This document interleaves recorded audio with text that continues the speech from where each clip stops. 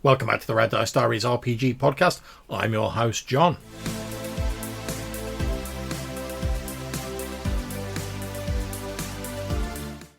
Okay, so as I was putting together today's podcast episode, and I normally try and record about a week ahead, just so I've got a bit of a sort of buffer in case, like, God forbid, I'm ill or I can't record for whatever reason.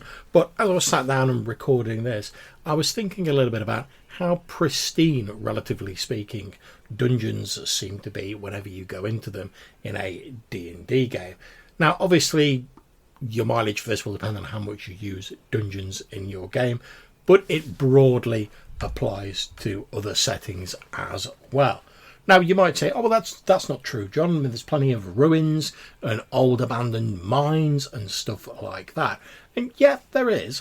But by and large, whenever you tend to go into a dungeon, aside from like some artfully arranged stones, or maybe the odd crumbling pillar, or the old ancient sarcophagus, or a slightly crumbling shrine, the actual dungeon itself is relatively clutter-free and pretty clean. In fact, a number of monsters were even designed purely to sort of explain away why there's not like dead animals and rubbish and detritus lying around everywhere. You only have to look at a few of the slimes and like your gelatinous cubes and stuff like that to see that they're effectively monstrous janitors of dungeons who slop their way around, absorbing and digesting anything in their way.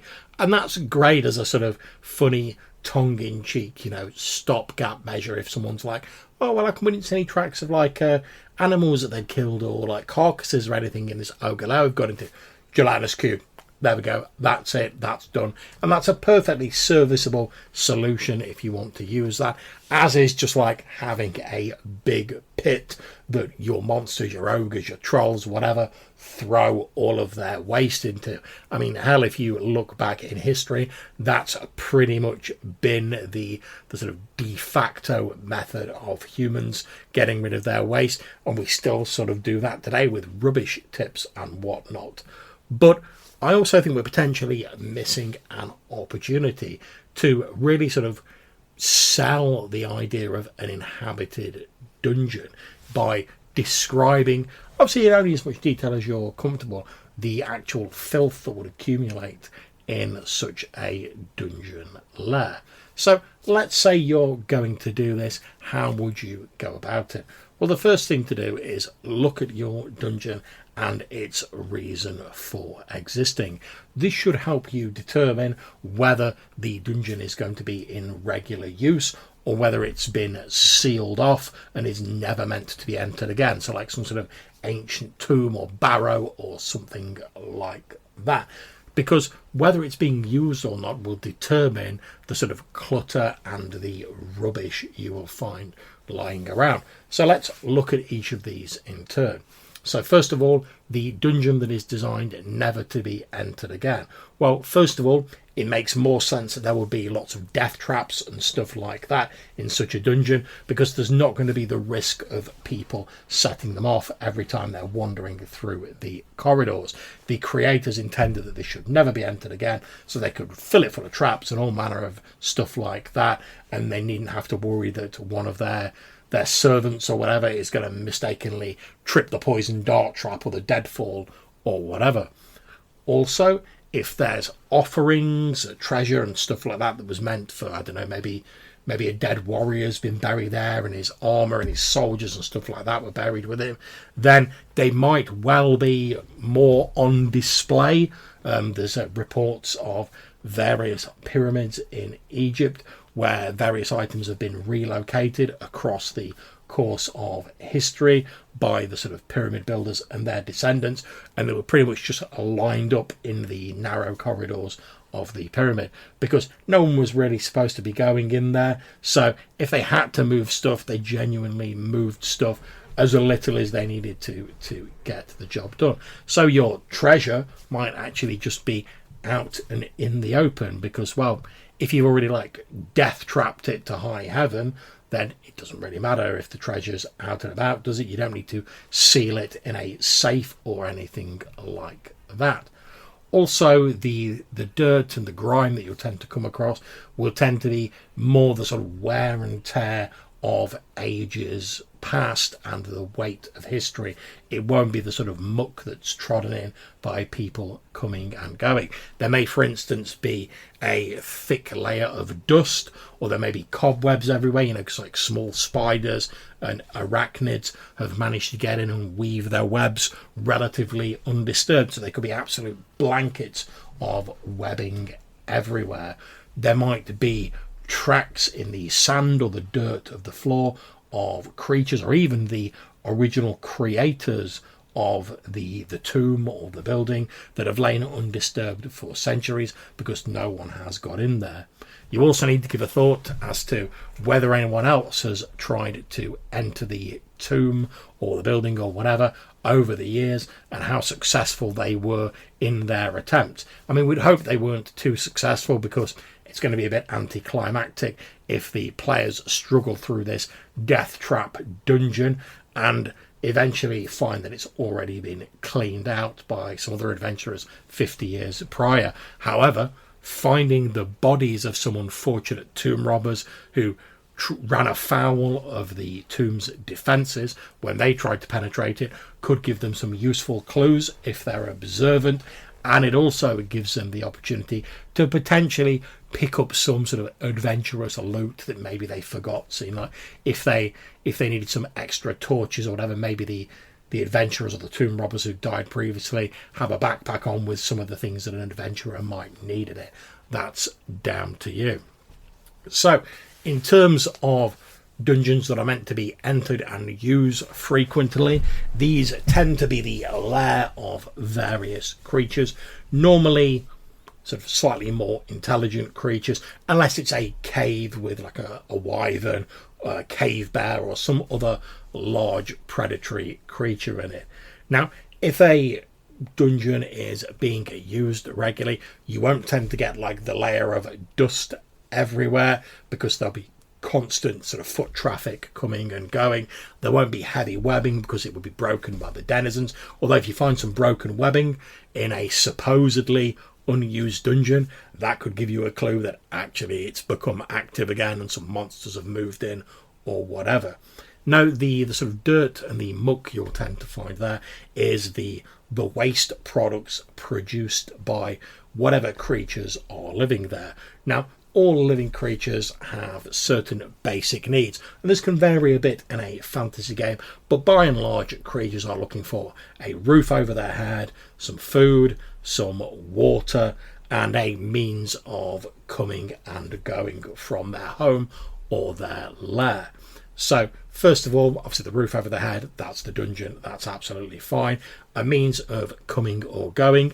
If it's an intelligent creature, they might try and create multiple entrances and exits from their lair. Perhaps some might be concealed, so if they get attacked in there, particularly if they've got sort of families and stuff like that, they might have these hidden or concealed exits. So if they do get raided by a murder hobo party of adventurers, they might sort of send the children, the non-combatants, etc., out of these emergency exits with a couple of guards to get them to safety, while the warriors remain behind to deal with the player characters. Or they might all evacuate, taking with them whatever they can grab hold of, planning to return later when the heat has died down. It will depend on the morale and the thought processes of the inhabitants. So we come to food. Now, pretty much all living creatures, certainly in the real world, need food of some kind. Now, obviously, if you're talking about sort of unliving sentinels or golems or stuff like that, they don't. But for the sake of this episode, we'll assume that your monster in your lair needs to eat. So, how do they eat? Do they hunt? In which case there may be signs of where they've dragged animals, they've hunted back in. So, like drag marks in the soil or whatever. If they're humanoid, to attempt to preserve meat, maybe against a winter, there might be a cooler cave or chamber where they hang this meat. Maybe they salt it if they have access to salt, or maybe they just store it in the coolness of this particular chamber, hoping that it will last longer. So effectively, you could come across their larder, and seeing what they eat might give you some clues as to the capability of the creatures. And if they eat sentient creatures, you might even find a captive or two in there who, if revived and still alive, could perhaps give you some further information and help your PCs progress in the dungeon. Eating food also produce waste, obviously, whether that be bones or fecal matter, and all of that needs to go somewhere. So, as we said earlier, there could just be a pit that they throw all of their stuff into. Now, that could either be an unpleasant trap. I mean, let's face it, no one likes falling in a hole of orc shit. But it could also potentially be a valuable source of information if you're willing to snap on those marigolds and delve through the foulness to find whatever's in there.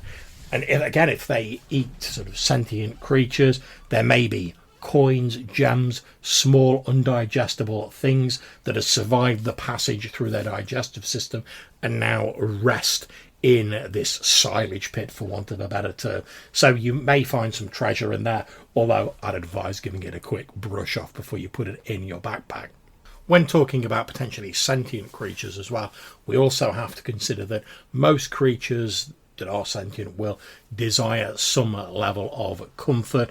Now, that could range from fine silk bedspreads, although that seems a bit unlikely in a dungeon, but you never know, the ogres who live there might have robbed a merchant's caravan and they've gone, oh yeah, these blankets are nice and comfortable, we'll take them, all the way down to just the skins of the animals they've hunted that they've used for crude bedspreads.